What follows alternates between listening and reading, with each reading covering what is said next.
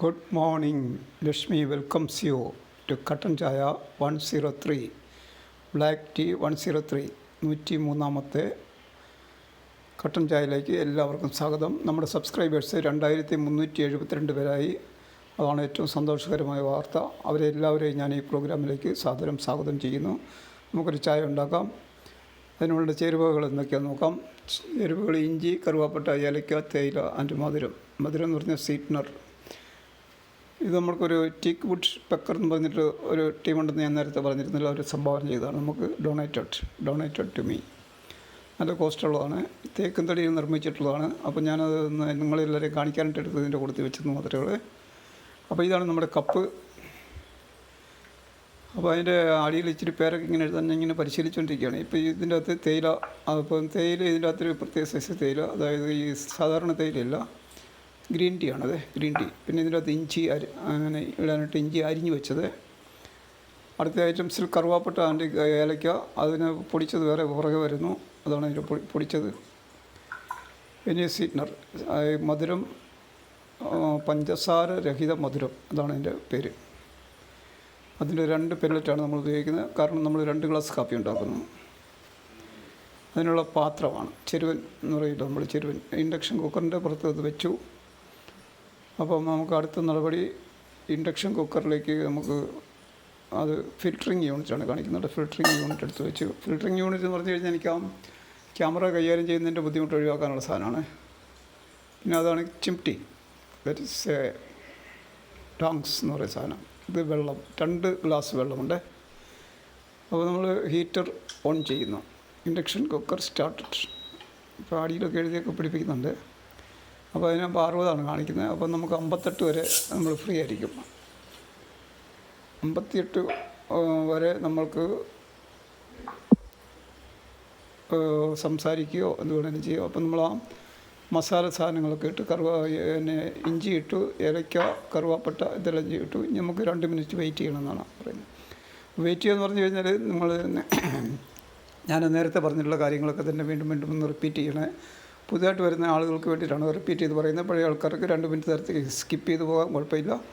അപ്പം പുതിയതായിട്ട് ഈ എൻ്റെ വീഡിയോ കാണുന്നവർ 2 സൈസ് ആൾക്കാരുണ്ടാവും. ഒന്ന് ജസ്റ്റ് യൂട്യൂബ് സ്റ്റാർട്ട് ചെയ്തവർ, രണ്ടാമത് യൂട്യൂബൊന്നുമില്ല, വെറുതെ കാഴ്ചക്കാർ. അപ്പോൾ ആ കാഴ്ചക്കാർക്കും വേണ്ടിയിട്ടല്ല അപ്പോൾ പറയുന്നത്. ഞാൻ ഈ പുതിയതായിട്ട് വരുന്ന യൂട്യൂബേഴ്സിന് വേണ്ടിയാണ് ഞാൻ ഈ പറയുന്നത്.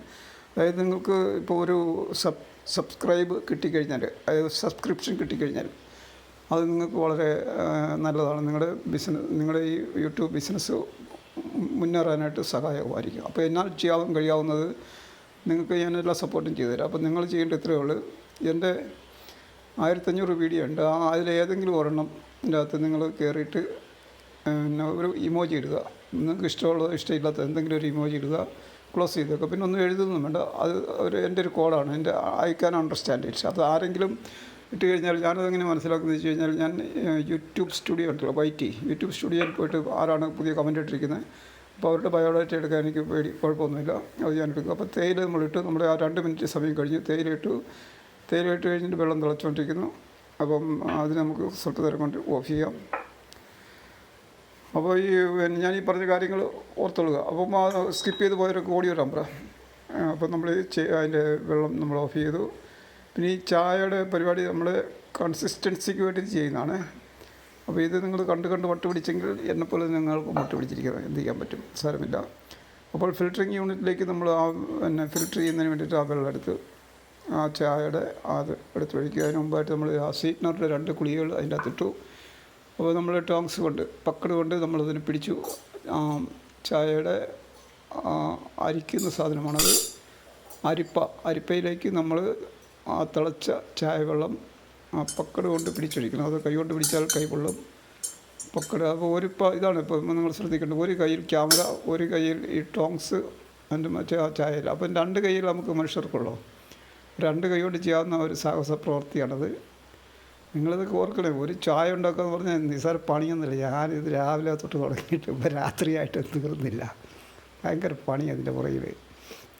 കാഴ്ചക്കാർക്ക് എന്താ 6-7 മിനിറ്റ് നേരത്തേക്ക് അത് മുഴുവനും ശ്രദ്ധിക്കാതെ ഇങ്ങനെ സെർവറിൽ നിന്ന് കണ്ടേച്ചും പറയൂ അതിൻ്റെ ഒരു ചായ അങ്ങനെയൊക്കെ പറഞ്ഞു പോകുന്നവരോടും എനിക്ക് കുഴപ്പമൊന്നുമില്ല. ചുമ്മാ ജസ്റ്റ് ഒന്ന് കണ്ടാൽ മതി. 3 സെക്കൻഡ് നിങ്ങൾ ഇതിനകത്ത് മെനക്കെട്ട് കഴിഞ്ഞാൽ എനിക്കൊരു വ്യൂ ആണ് എന്നാണ് എന്നെ പഠിപ്പിച്ചിട്ടുള്ളത്. നമ്മുടെ ഈ സിജോ പി അബ്രഹാം എന്ന് പറയുന്നൊരു സാറുണ്ട്, അദ്ദേഹം പഠിപ്പിച്ചാണ്.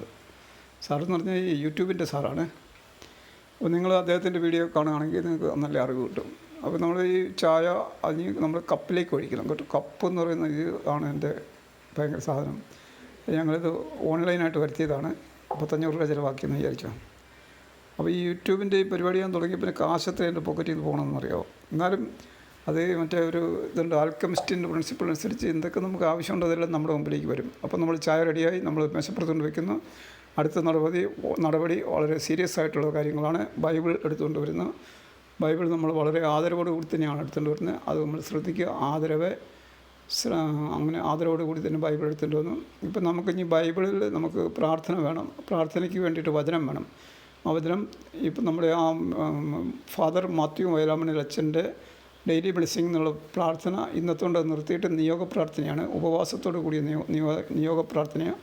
അതിൻ്റെ ഒരു കോപ്പി നമ്മൾ രാവിലെ ഇട്ടിരുന്നു. അപ്പോൾ ഞാൻ വചനം ഞാൻ വായിക്കാം. അതിലൂടെ നമുക്ക് കിട്ടിയ വചനമാണ് യോഹന്നാൻ്റെ സുവിശേഷം അധ്യായം 2 കാനായിലെ വിവാഹ വിരുന്നെന്ന് പറയുന്നത്. അതിൽ 1 മുതൽ 3 വരെയാണ് ഞാൻ വായിക്കുന്നത്. 3-ാം ദിവസം ഗലീലയിലെ കാനായിൽ ഒരു വിവാഹമായിരുന്നു. വിവാഹ വിരുന്ന് നടന്നു. യേശുവിൻ്റെ അമ്മ അവിടെ ഉണ്ടായിരുന്നു. യേശുവും ശിഷ്യന്മാരും വിരുന്നിന് ക്ഷണിക്കപ്പെട്ടിരുന്നു. അവിടെ വീഞ്ഞ് തീർന്നു പോയപ്പോൾ യേശുവിൻ്റെ അമ്മ അവരോട് പറഞ്ഞു, അവർക്ക് വീഞ്ഞില്ല.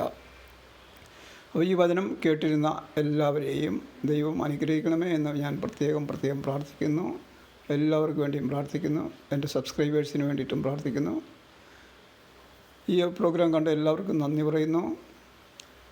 Thank you very much. നന്ദി എന്ന് പറഞ്ഞാൽ താങ്ക് യു വെരി മച്ച്. നാളെ വീണ്ടും കാണുന്നവരെ good bye. And this is the end of this programme. Shubham.